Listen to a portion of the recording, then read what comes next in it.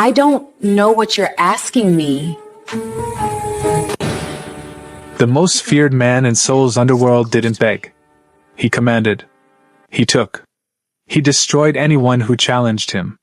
But on this night, in the quiet darkness of his private study, Kang Min-jun dropped to his knees in front of a woman who wasn't supposed to exist in his world. His voice, usually cold and absolute, came out broken. "Just one night, please." She stood frozen, her back against the door, heart pounding so loud she was sure he could hear it. This was the man who made grown men cry with a single look. This was the man whose name was whispered with fear across every dark corner of the city. And he was on his knees begging her for something she didn't understand. "I don't know what you're asking me," she whispered. Min-jun's hands were shaking. He'd killed men without his hands shaking. He'd watched his enemies bleed out while eating dinner without his hands shaking. But right now, looking up at this woman, he couldn't make them stop. "One night where I'm not who they made me," he said. "One night where I can touch someone who isn't afraid of me. One night where I can pretend I'm the kind of man who deserves to be wanted, not just obeyed." The silence that followed was so thick you could drown in it. Outside that room, Min-jun's world continued. His men patrolled the grounds. His enemies plotted his downfall. His arranged fiancée slept peacefully in her family's estate, counting down to their wedding in 3 weeks. But inside that room, everything had stopped. Because the woman standing against that door, the American housekeeper who'd worked in his home for 2 years without him truly seeing her until 3 months ago, held power he'd never encountered before.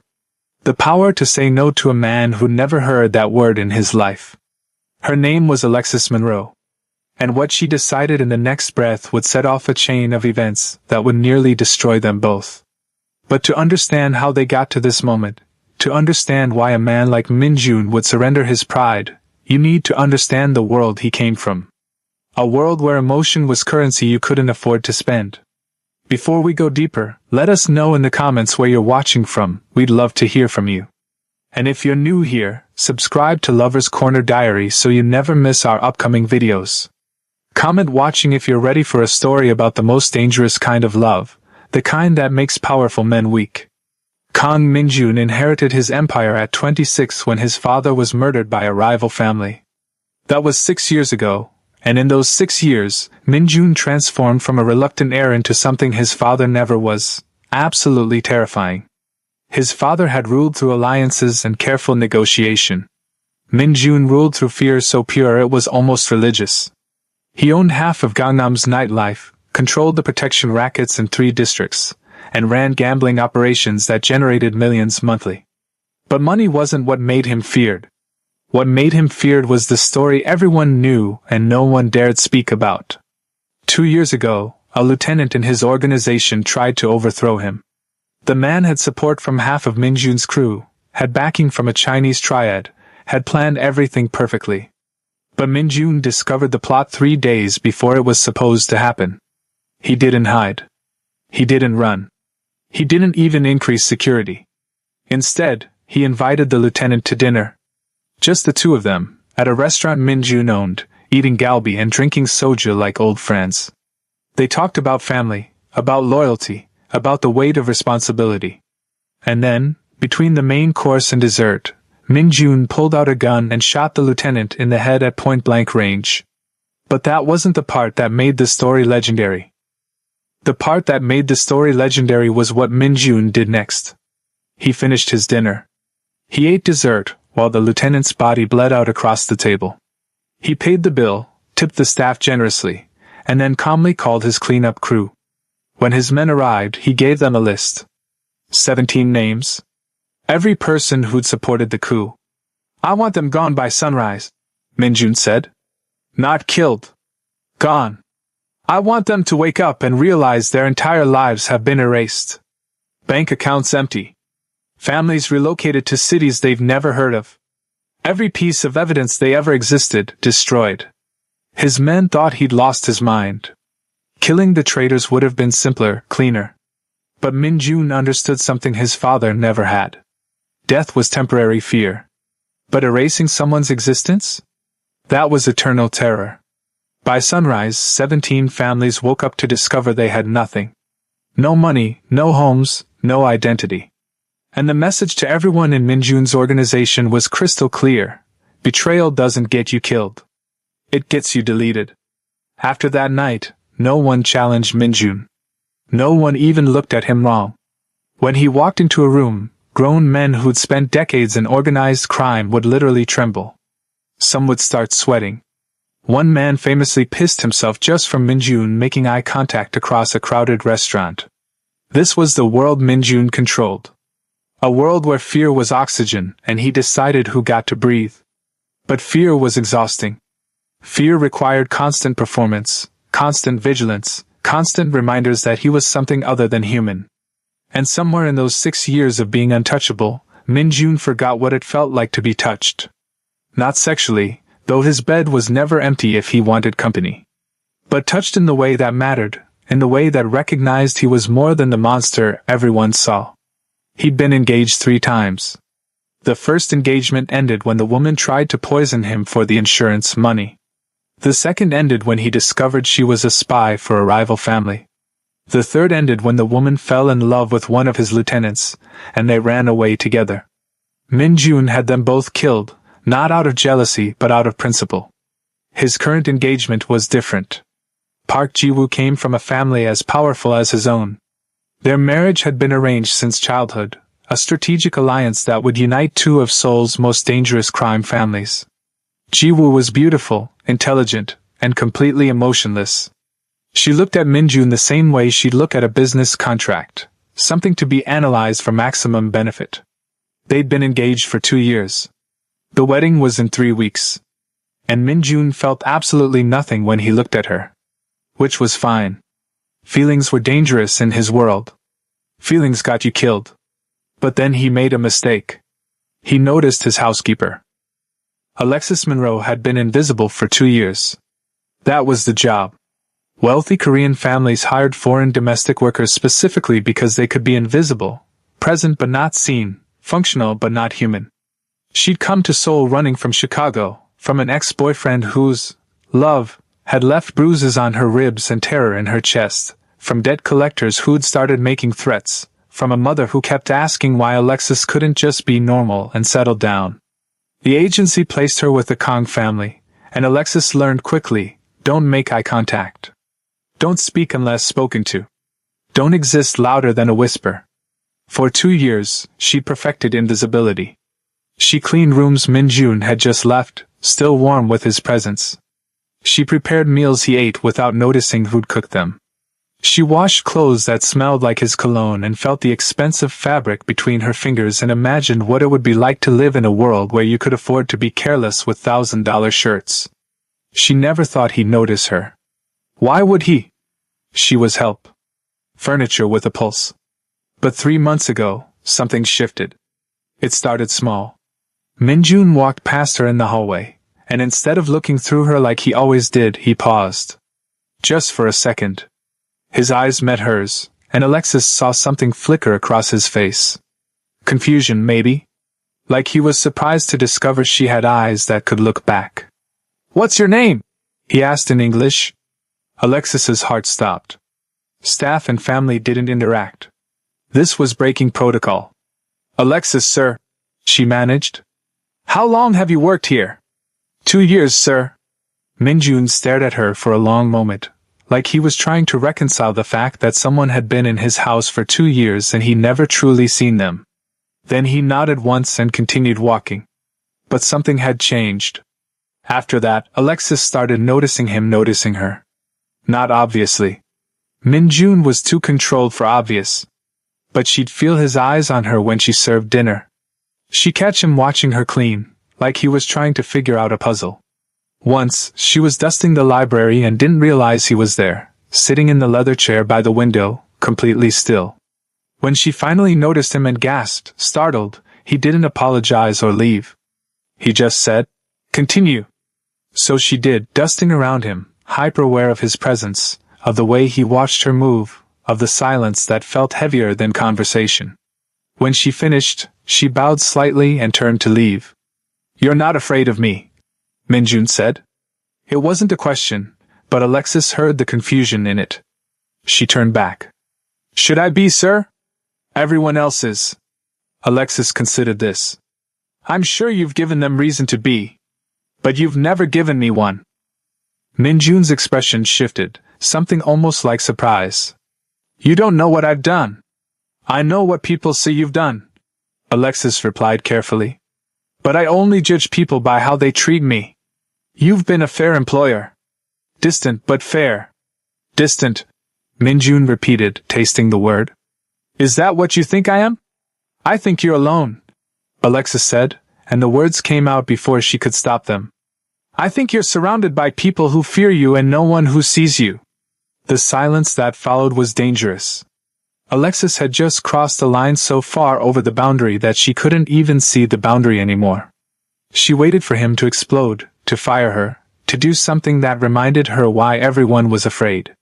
Instead, Minjun stood up, walked past her close enough that she could smell his cologne, and paused at the door. You see too much, he said quietly. That's going to be a problem. He left. And Alexis stood in that library, hands shaking, knowing that something had fundamentally shifted. After that conversation, the tension between them became unbearable. Minjun started finding excuses to be in rooms when Alexis was cleaning them. Not speaking, just present, watching her with an intensity that made her skin electric. Alexis tried to maintain invisibility, but it was impossible now. She was hyper-aware of every move she made, every breath she took, the way her hands trembled when he was near. One night, she was in the kitchen late, finishing dishes from a dinner party Minjun had hosted. She thought everyone had gone to bed. She was humming softly to herself, a habit from childhood, when she felt rather than heard someone enter the room. She turned. Minjun stood in the doorway, still dressed in his suit from dinner, tie loosened, top button undone. He looked exhausted in a way that had nothing to do with physical tiredness. I'm almost finished, sir, Alexis said, turning back to the sink. I'll be out of your way. Stop calling me sir, Minjun said, and there was an edge to his voice. Stop acting like you're not a person. Stop being invisible. That's my job, Alexis replied, not turning around. Your job is to clean my house, not to disappear. Minjun crossed the kitchen, and Alexis felt him stop right behind her, close enough that she could feel the heat of him. Turn around. It wasn't a request. Alexis dried her hands and turned, keeping her eyes down. Look at me. She raised her eyes, and the expression on Minjun's face stole her breath. It wasn't the cold authority she'd seen him wear with everyone else. It was raw, exposed, almost desperate. Do you know what you're doing to me? Minjun asked, his voice low and rough. I don't know what you mean, Alexis whispered. Yes, you do. He was right. She did. The air between them was so charged Alexis felt like one wrong move would ignite something neither of them could control. This can't happen, she said, even though every nerve in her body was screaming the opposite. I know, Minjun said. I'm getting married in 3 weeks. I know. You work for me. There are rules. I know. If anyone found out, they'd kill you. That made Alexis pause. What? My world doesn't allow this, Minjun said flatly.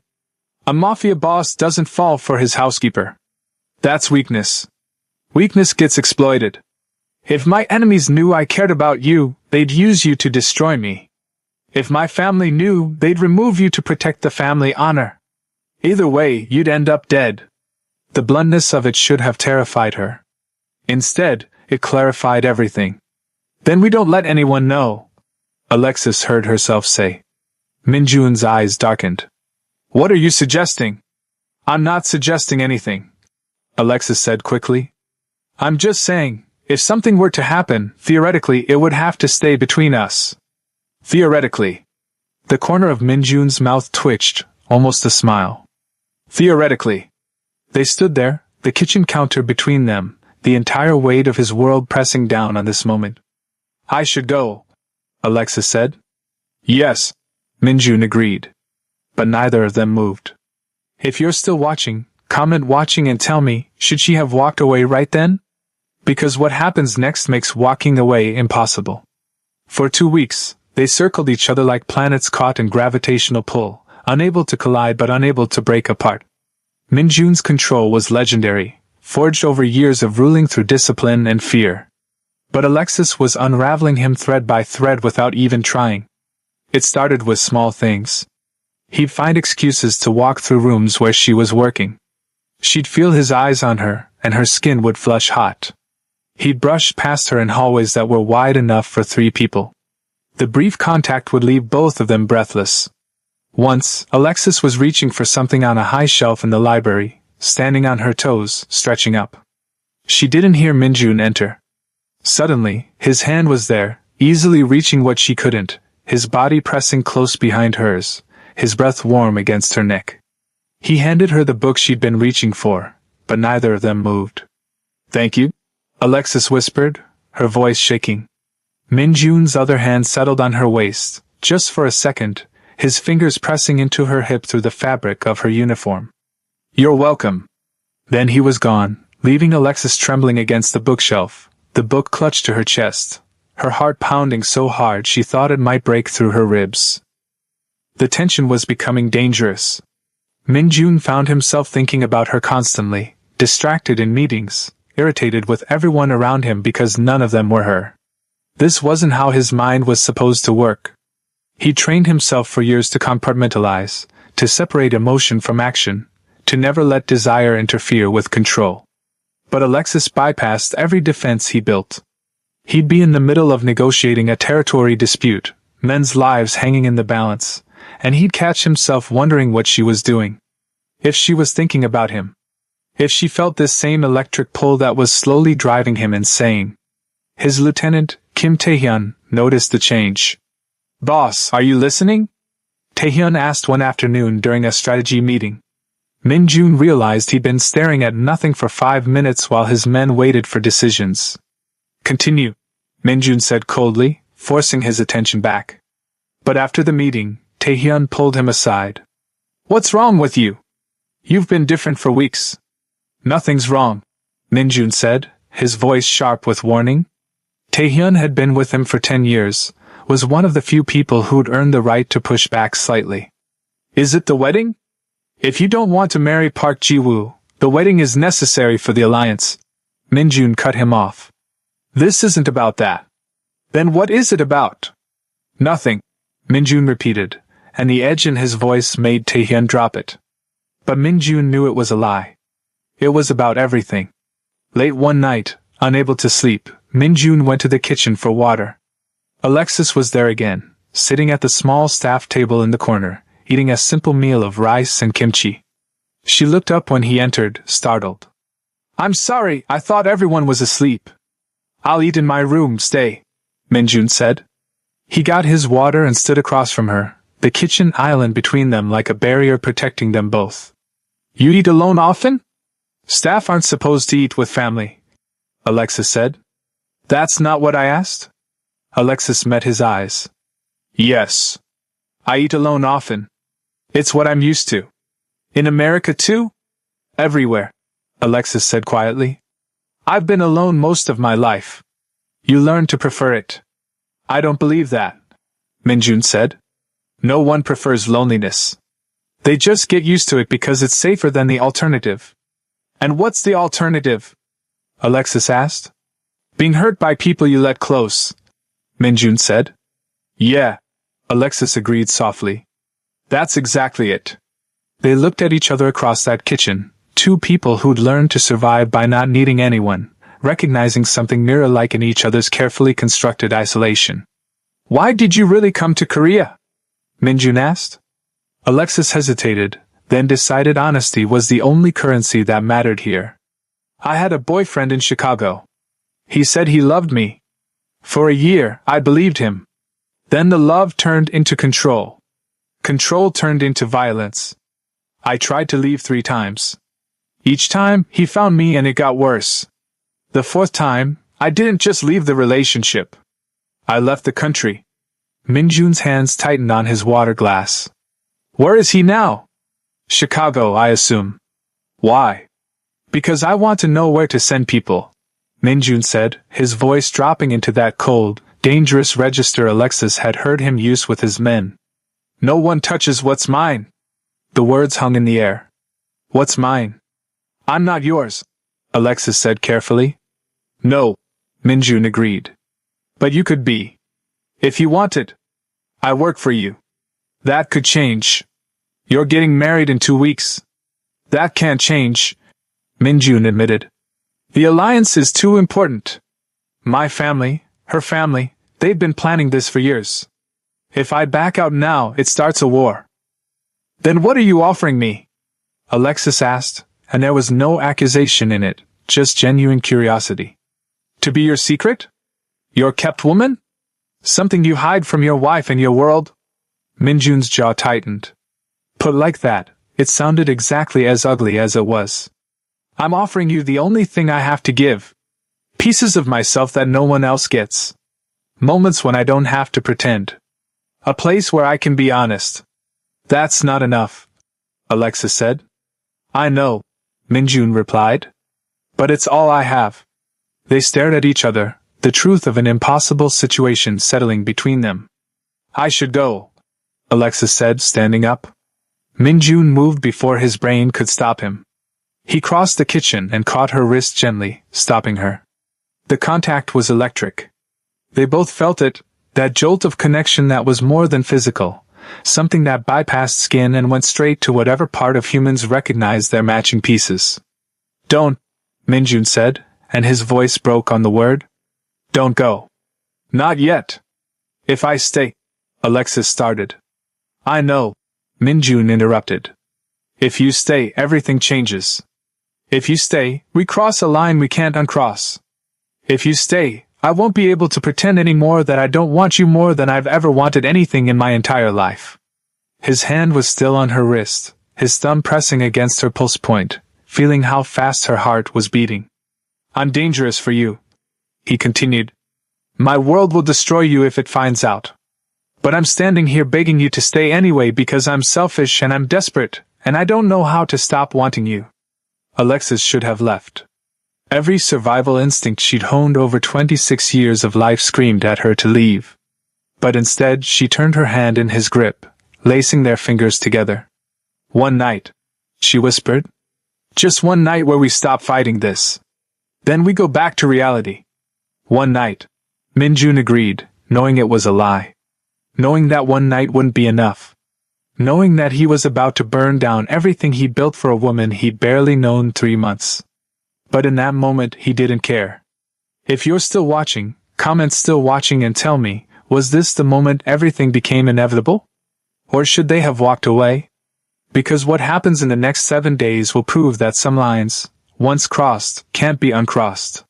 They didn't immediately fall into bed. That's not how it happened. Instead, Minjun took Alexis's hand and led her upstairs, past his bedroom, past the family wing, up to the roof garden that overlooked the city lights of Seoul stretched out like stars fallen to earth. I come here when I need to remember there's a world beyond my decisions, Minjun said, not letting go of her hand. When the walls start closing in. They sat on the stone bench, shoulders touching, fingers still intertwined, and for an hour they just talked. Real talk, the kind that strips away performance and leaves only truth.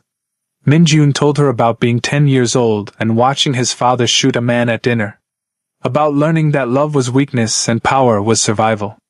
About every relationship he'd had being transactional, no one wanting him, just wanting proximity to what he controlled. Do you know what it's like? Minjun said, staring out at the city he ruled. To have everything and feel like you have nothing that matters? To be surrounded by people and be completely alone? To be touched constantly but never felt? Yes, Alexis said simply.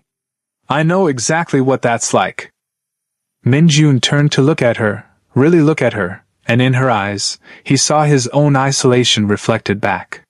How did you survive it? He asked. I didn't, Alexis said honestly. I'm still drowning. I just got good at doing it quietly. Something about that honesty broke something in Minjun. He pulled her against him, not sexually but desperately, like a man drowning grabbing onto something solid. Alexis wrapped her arms around him, and they stayed like that, Two broken people holding each other together on a rooftop in Seoul while the city hummed beneath them. I don't know how to do this, Minjun admitted into her hair. I don't know how to want someone without destroying them. I don't know how to be gentle. I don't know how to be anything except what they made me. Then don't be gentle, Alexis said, pulling back to look at him. Be real. That's all I want. Not your control or your power or your performance. Just you. Whatever that looks like. Minjun kissed her then, and it wasn't gentle. It was desperate and hungry and 6 years of being untouched by anyone who mattered. Alexis kissed him back with equal desperation, 3 years of being invisible suddenly visible, suddenly matching to someone who'd learned not to let anything matter. They stayed on that rooftop for hours, kissing, talking, existing in a bubble where his world couldn't reach them. But eventually, reality intruded. Minjun's phone buzzed incessantly. 17 missed calls from Taehyun. I have to go, Minjun said, his forehead pressed against hers. Business that can't wait. I know, Alexis said. Will I see you tomorrow? Every day, Minjun promised. Every possible moment. He kissed her once more, stood up, and before he left he turned back. This isn't one night, is it? No, Alexis admitted. This is everything. Minjun nodded once, something like relief and terror crossing his face, and left.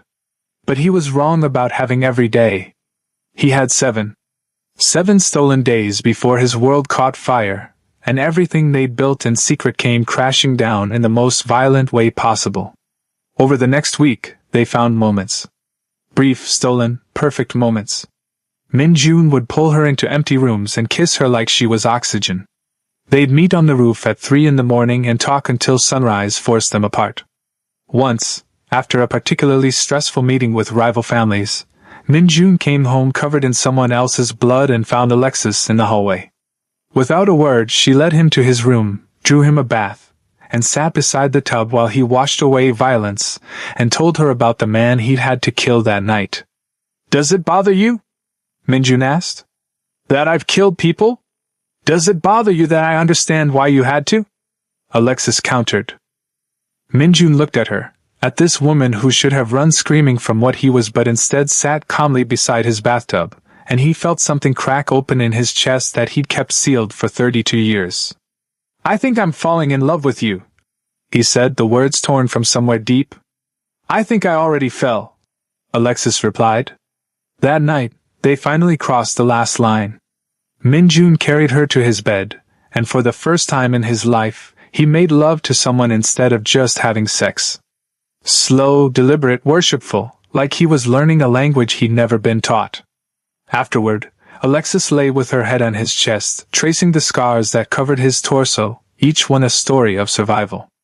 I don't know how this ends, Minjun admitted. I don't know how to keep you safe in my world. Maybe we figure it out together, Alexis said. Maybe we don't have to have all the answers tonight. I'm getting married in 7 days, Minjun said, the words heavy. I can't stop it. The alliance, I know, Alexis interrupted. I know you can't. And I know what that makes me. But I can't walk away from you either. You should, Minjun said. You should run as far from me as possible. Probably, Alexis agreed. But I'm tired of running. And I'm tired of being alone.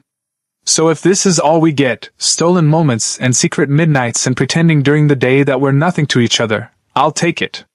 Because something with you is better than everything without you. Minjun pulled her closer, breathing in the scent of her, memorizing the feel of her, knowing that 7 days wasn't enough time, but it was all time they had before his wedding to Jiwoo shattered this perfect, impossible bubble. But on day 5, everything accelerated. Minjun received a text from an unknown number. A single photo. Him and Alexis on the roof garden, kissing. The caption, Your enemies know. Run. Minjun's blood went cold. He showed Alexis the photo. Pack a bag, he said, his voice switching instantly into the cold command mode she'd only heard him use with his men. Right now. You have 5 minutes. What's happening? Alexis asked, fear creeping in. Someone's been watching us. Someone knows. Which means you're a target. He pulled out his phone and called Taehyun. Get to my house immediately. Bring a car and 2 men I trust with my life. We have a security breach. Within 20 minutes, Taehyun arrived, took one look at Alexis, and understood everything. Boss, if they know about her, I know what it means, Minjun snapped. That's why we're moving her. Safe house on the south side. Round-the-clock security. No one knows about it except you and me. Your father's men are watching your every move right now, Taehyun warned. The wedding is in 2 days. If you're caught moving a woman, then I'd better not get caught, Minjun said. Getting Alexis out of the house without being seen took every bit of tactical knowledge Minjun had. They snuck her through servant passages, out a basement exit, into a car with tinted windows. Minjun didn't go with her. Too obvious. I'll come to you tonight, he promised through the car window. I swear. Just stay inside, don't answer the door for anyone except me. Minjun, I'm scared, Alexis admitted. I know, he said, cupping her face through the window. But I won't let anything happen to you. I promise. The car drove away. Minjun watched until it disappeared, then turned to find his father standing in the garden, arms crossed, expression unreadable. We need to talk, his father said. About your American whore. Everything was about to explode. Minjun's father, Kang Dae-young, was a man who'd built an empire on blood and intimidation. At 68, he was still the kind of man who made younger gangsters nervous. He'd retired from active operations 6 years ago when Minjun took over, but everyone knew retirement was a fiction. Dae-young still pulled strings, still made decisions, still controlled his son's life in ways both visible and invisible. They stood in the garden, father and son, while Minjun's security kept discreet distance. How long have you known? Minjun asked, his voice carefully neutral. 3 weeks, Dae-young said. I was hoping you'd end it yourself. That you'd remember who you are, what we've built, what's at stake. But instead you moved her to a safe house. Like she matters more than your family. She's not a threat to the family, Minjun said.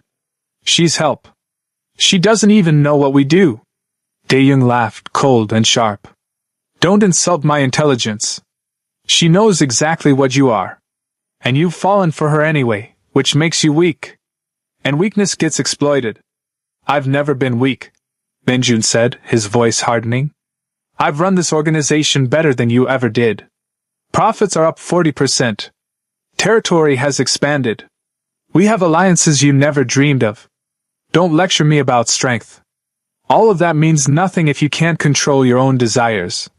Dae-young shot back. You're getting married in 2 days to Park Ji-woo.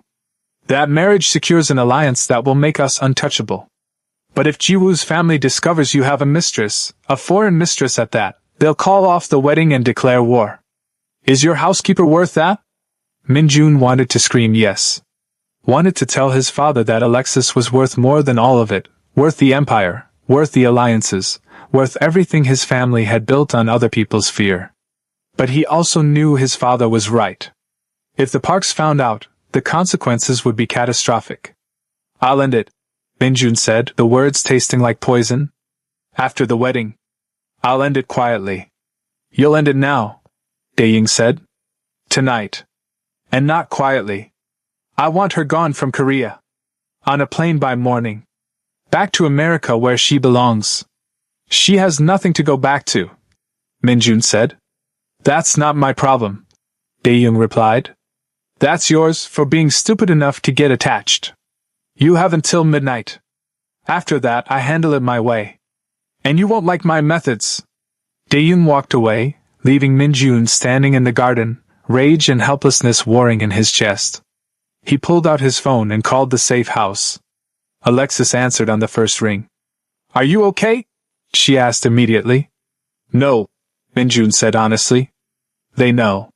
My father knows. He's given me until midnight to get you on a plane back to America. He heard her sharp intake of breath. And if you don't? Then he kills you himself, Minjun said flatly. That's how my world works. Threats get eliminated. So this is it? Alexis asked, and he could hear her crying. 1 week and then I disappear? I don't know, Minjun admitted. I'm trying to think. Trying to find a way that doesn't end with you dead. There isn't one, is there? Alexis said. Your father's right. Your marriage is too important. Your alliance is too valuable. I'm nothing compared to all of that. You're not nothing, Minjun said fiercely. You're everything. You're the only real thing in my entire manufactured life. But I'm not worth starting a war over, Alexis finished. Minjun didn't answer because they both knew it was true. I'm coming there, he said. Now. We have until midnight. Let me have that at least. He hung up and called Taehyun. I need 3 hours. No interruptions. No one follows me. Can you do that? Taehyun hesitated, then said, 3 hours. But Minjun, your father's serious. After midnight, I know, Minjun said. Just give me 3 hours. He took a car he knew wasn't tracked and drove to the safe house himself. Alexis was waiting by the door when he arrived, and the moment he walked in, she collapsed into his arms. They held each other while she cried, and he tried to memorize the feel of her, the smell of her hair, the way she fit against him like she was designed specifically to fill the empty spaces in his chest. I'm sorry, Minjun said into her hair. I'm so sorry. I should never have started this. I should have stayed away from you. I knew it would end like this, and I did it anyway because I'm selfish. Stop, Alexis said. I chose this too. I knew the risks. I didn't think it would hurt this much. They went upstairs to the bedroom, and this time when they made love, it was different than before. Desperate, urgent, tinged with goodbye. Afterward, they lay tangled together, and Minjun told her the truth he'd been avoiding. The wedding is in 2 days. I'll marry Jiwoo. I'll do my duty to my family. But I need you to know something. I'll never love her. I'll never feel for anyone else what I feel for you. You're it for me. You're the only time I've ever been real. That doesn't make this easier, Alexis said. I know, Minjun replied. But I need you to hear it anyway. Even if you hate me. Even if you go back to America and build a life with someone else. I need you to know that you changed me. You showed me what I'd been missing my entire life. And even though this is ending, I'll never regret it. I don't hate you, Alexis said. I hate your world. I hate that we don't get a choice. But I could never hate you. They held each other as the hours slipped away. At 11:30, Minjun's phone rang. Taehyun. Boss, your father's people are moving. You need to leave. Now. Minjun looked at Alexis, at the woman who'd become everything in the space of 7 days, and he made a decision. Meet me downstairs, he told Taehyun. We're taking her to the airport. Boss, I know, Minjun said. Just do it. He hung up and looked at Alexis. I'm taking you to the airport myself. I'm making sure you get on that plane. And I'm giving you something. He pulled out a bank card and a piece of paper with account information. There's $2 million in this account. It's clean money, nothing traceable to my operations. It's enough for you to start over. Go anywhere. Be anyone. Build the life you should have had. Minjun, I can't, you can and you will, he said firmly. Because I can't protect you here. But I can give you the means to protect yourself anywhere else. They got dressed in silence, both knowing this was the last time, both trying to hold on to moments that were slipping through their fingers like water. The drive to the airport was quiet. Minjun held her hand the entire time, his thumb tracing circles on her wrist, memorizing the feel of her pulse under his fingers. At the airport, he walked her all the way to security, not caring who saw, not caring about protocols or discretion anymore. I love you, Minjun said at the security line. I'll love you until the day I die. And if there's an afterlife, I'll love you there too. I love you too, Alexis said, tears streaming down her face. And I'll never forget you. Ever. They kissed one last time, and it tasted like salt and goodbye and everything they'd never get to be. Then Alexis walked through security, and Minjun watched until she disappeared from view, his heart breaking in ways he didn't know hearts could break. He stood there for 20 minutes after she was gone, unable to move, unable to process that she was really leaving. His phone rang. His father. Is it done? Taehyun asked. She's on the plane, Minjun said, his voice hollow. Good, his father said. Now forget her. Focus on your wedding. Focus on what matters. Minjun hung up without responding. He drove back to his estate in a fog, everything feeling distant and unreal. 2 days later, he married Park Ji-woo in a ceremony attended by 300 people from Seoul's criminal elite. He said the vows. He performed the rituals. He smiled for photos. And he felt absolutely nothing except the absence of the woman he'd sent away. That night, alone in the bedroom he was supposed to share with his new wife, Ji-woo looked at him with cold assessment. You're thinking about her, Ji-woo said. It wasn't a question. Minjun didn't bother denying it. Does it matter? Not particularly, Ji-woo said. This is a business arrangement. I don't care who you love as long as you fulfill your obligations to me and to the alliance our marriage created. Keep your mistresses. Just be discreet. She left him alone in the bedroom, going to sleep in the guest room, and Minjun sat in the darkness thinking about a woman on a plane flying away from him, wondering if she was thinking about him too, knowing this was what duty looked like. A lifetime of going through motions while the only real thing you'd ever felt disappeared into the sky. 6 months passed. Minjun ran his empire with the same cold efficiency he always had. The marriage alliance with the Park family proved as valuable as predicted. Territory expanded. Profits increased. On paper, everything was perfect. In reality, Minjun was hollow. He went through days mechanically, performing his role as mafia boss and husband without ever really being present. Ji-woo didn't seem to notice or care. Their marriage was exactly what she'd wanted, a strategic partnership with no emotional complications.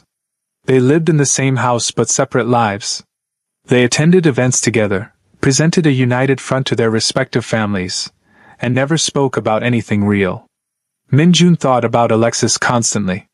Wondered where she was, what she was doing, if she'd used the money he gave her to build something better than what they'd had. He never tried to contact her. He promised his father, and despite everything, Minjun kept his promises. But he kept the one photo he had of her, taken secretly during one of their rooftop nights, hidden in his office behind a false panel. On particularly hard days he'd look at it and remember what it felt like to be real. Then, 6 months and 3 days after sending Alexis away, Minjun's carefully controlled world cracked open. He was in a meeting with his lieutenants when Taehyun's phone buzzed. Taehyun looked at it, and his face went pale. Boss, we have a situation. What kind of situation? Minjun asked. The American housekeeper, Taehyun said carefully. She's back in Seoul. And she's asking to see you. The room went silent. Everyone knew about Alexis, or at least knew there had been someone Minjun had cared about before his marriage. The fact that she'd returned was either incredibly brave or incredibly stupid. Where? Minjun asked, his voice carefully controlled even though his heart was suddenly racing. The hotel in Gangnam. She sent a message through our usual channels. She says it's urgent. Minjun stood up. Meeting's over. Everyone out except Taehyun. The room cleared quickly. Once they were alone, Minjun let his controls slip slightly. Why would she come back? I gave her money. I gave her a way out. Why the hell would she come back? I don't know, Taehyun said. But boss, if your father finds out, he won't, Minjun said. I'll meet her. One time. Find out what she wants. Then send her away again. But even as he said it, he knew it was a lie. If Alexis was back, if she was here in Seoul asking to see him, nothing in the world would keep him from going to her. He took a car alone, drove to the hotel, took the elevator up to the room number Taehyun had given him. His hands were shaking as he knocked. Alexis opened the door, and Minjun forgot how to breathe. She looked different. Stronger somehow, more confident, but still heartbreakingly beautiful. Hi, she said softly. You shouldn't be here, Minjun said, but his voice lacked conviction. I know, Alexis replied. But I needed to see you. I needed to tell you something. She stepped back, letting him into the room. Minjun entered, and that's when he saw it. A baby carrier on the bed. A tiny infant sleeping peacefully, maybe 3 months old.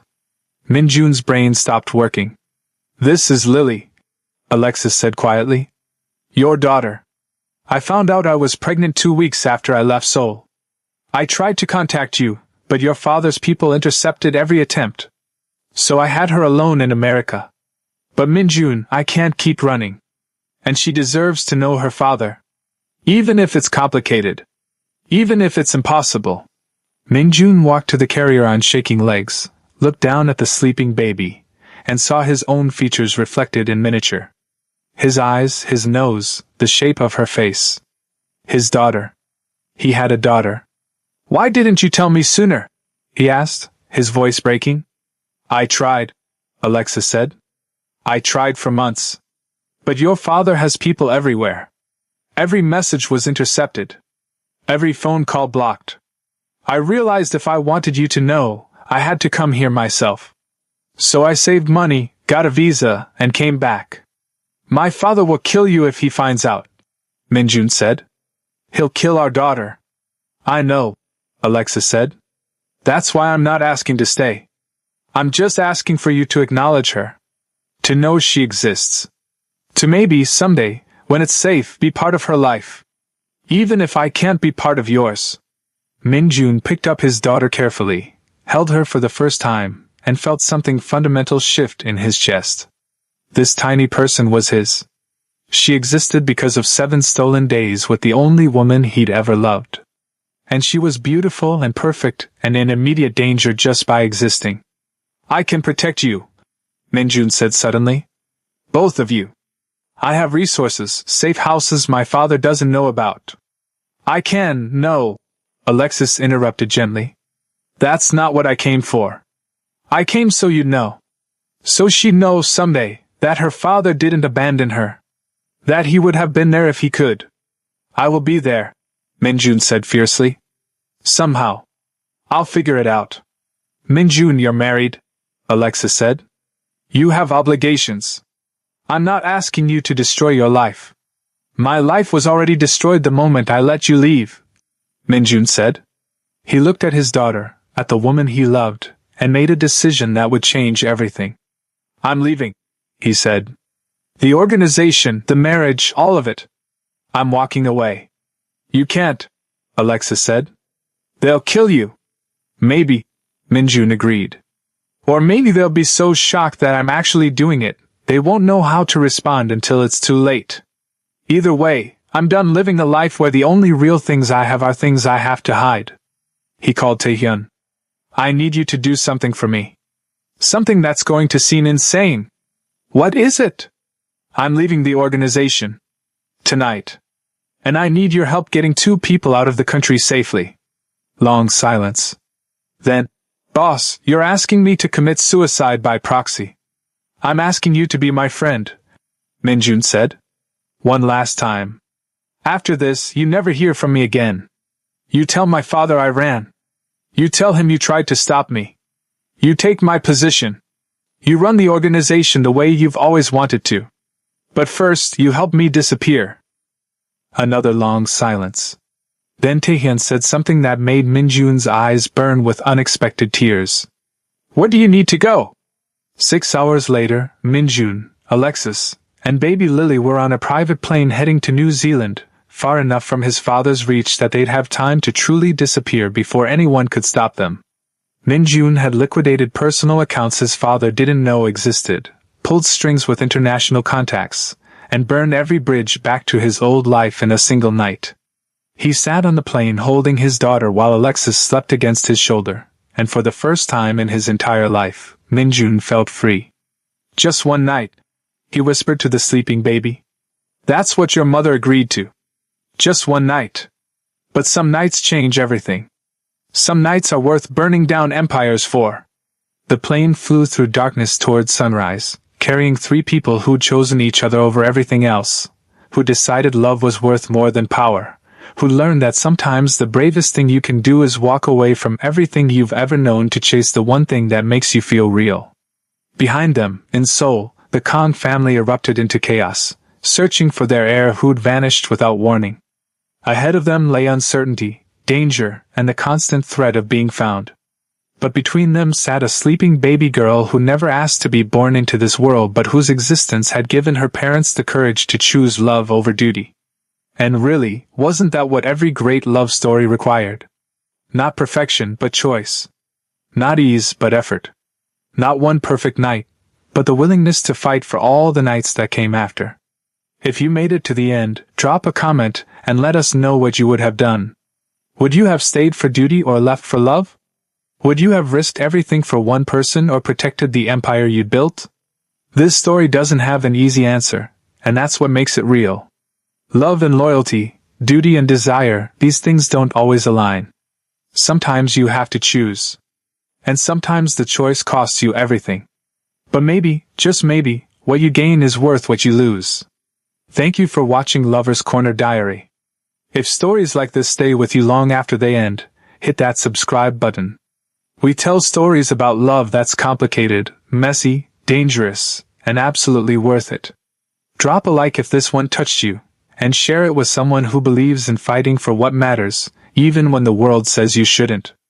Until next time, remember, some nights don't end at sunrise. Some nights rewrite your entire life. The question is, will you be brave enough to let them?